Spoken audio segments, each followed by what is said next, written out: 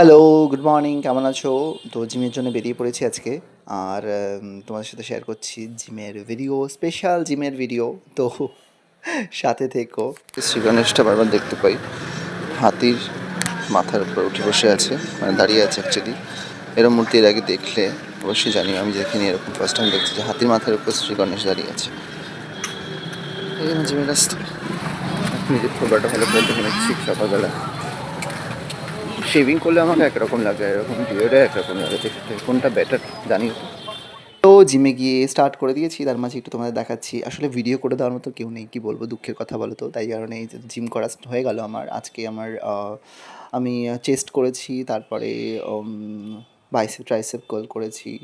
তো তারপরে বডি মানে কুল ডাউনের জন্য এসব ব্যায়ামগুলো করছি। এখানে আমি স্ট্রেচিং করছি, কিছু লেগ স্ট্রেচিং করছি, তারপরে এটা করছি, পশ্চিম মুক্তাসন বলা হয় এটাকে সম্ভবত, আর বাটারফ্লাই পোজ করছি।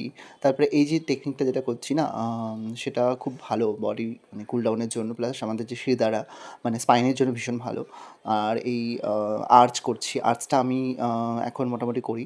তো তারপরে জিম থেকে বেরিয়ে দুধ আর দই কিনে নিলাম, এবং টুকটাক বাজারও করতে হবে, বিকজ রান্নাবাড়ি করতে হবে। আর স্পেশালি এখন প্রোটিনের দিকে খেয়াল রাখতে হয়, কার্বসের থেকে প্রোটিনটা বেশি ইনটেক করতে হয়। তো দুধ দই নিয়ে নিলাম। আগে রেগুলার দুধ খেতাম না, মানে রেগুলার দুধ খেলে প্রবলেম হতো, বাট এখন মোটামুটি খাচ্ছি, খুব একটা প্রবলেম হচ্ছে না। কি রোদ উঠেছে আজকে, মানে দুদিন ধরেই প্রচণ্ড রোদ উঠেছে, ফাটিয়ে রোদ উঠেছে। তো কেমন তোমরা গরমটা এনজয় করছো জানিও। আমি তো একদম পছন্দ করি না গরম। আর এখানে বাজার করে নিলাম, আর আমার বাড়ি থেকে জাস্ট বাজার একদম নিচেই, মানে গলিতেই, সামনেই বাড়ি আর বাজার। আর বাড়ি থেকে বাইরে থেকে এসে মেন কাজ হচ্ছে একে আদর করা। এখানে আদর করলে হয় না, ঘুটুম ঘুটুম বাচ্চা, ঘুটুম ঘুটুম বাচ্চা, গট গট গট গট গট ঘুটুম। হাই বলে দাও সবাইকে। হাই হাই হাই হাই হাই হাই হাই হাই হাই হাই তুলছে মানে ও লজ্জা পাচ্ছে। ডিম সেদ্ধ হচ্ছে ব্রেকফাস্টের জন্য।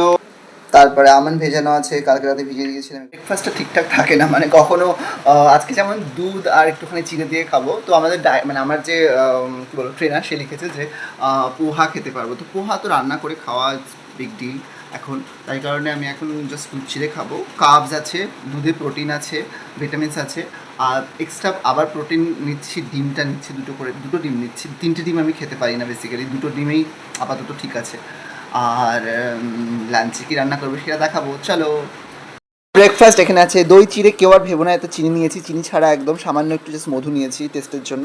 আর এখানে আছে তিনটে ডিম, বিকজ একটা ডিম এরকম ভাঙা, তাই মনে হলো তিনটে ডিমই খাবো আজকে। তারপরে ডিমটা ফাটা ছিল, তো সেদ্ধ করতে গিয়ে বেরিয়ে গেছিলো মাল মশলা ভেতর থেকে। যাই হোক, তো এখানে আছে আমন্ড বাদাম। তো এটা এরপরে আমি যেটা নেবো সেটা হচ্ছে যে একটা আপেল অ্যাড হবে এখানে, পরে খাবো ওটা অ্যাকচুয়ালি একটু গ্যাপ দিয়ে করে নিই। ঠান্ডা দুধ, দুধটা গরম করে নিই, বেশ ভালো লাগছে খেতে। আমার মেয়ে কী করছে না করছে সব অ্যাক্টিভিটিতে দেখবে, ওর খাওয়ারও খাবে না, আমাদের খাওয়ারের প্রতি ভীষণ নেশা। পেডিগ্রি খাবি না কেন? পেডিগ্রি খা যা, তুই তো পেডিগ্রি খাস। গুটুম গুটুম ফেভারিট।